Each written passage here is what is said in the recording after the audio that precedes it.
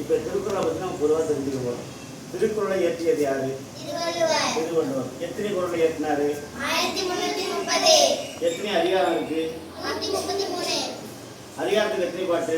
10. அப்போ 133 அதிகாரத்தையும் 10ஓட பெருக்குனா 1330 குறள் வந்துருக்கு. இதனால தான் வான்புகழ் வள்ளுவருக்கு எங்கே செலவழிச்சிருக்காங்க?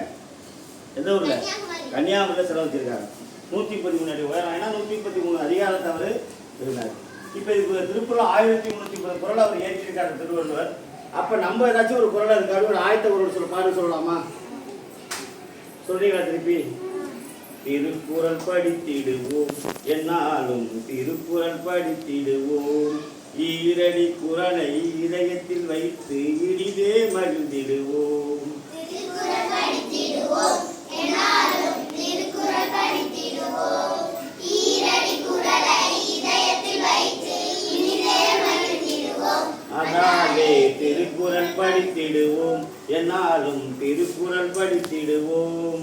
அதாலே திருக்குறள் படித்திடுவோம் என்னாலும் திருக்குறள் படித்திடுவோம். வாசிகி மணந்தவரா ஆதி பகவானின் தவ புதல்வர், வாசிகி மணந்தவரா ஆதி பகவானின் தவ புதல்வர், பொய்யா புலவர் வள்ளுவர் என்ற புகழினை பெற்றவராம். பொய்யா புலவர் வள்ளுவர் என்ற புகழினை பெற்றவராம். அதாலே திருக்குறள் படித்திடுவோம் என்னாலும் திருக்குறள் படித்திடுவோம். அதாலே திருக்குறள் படித்திடுவோம் என்னாலும் திருக்குறள் படித்திடுவோம்.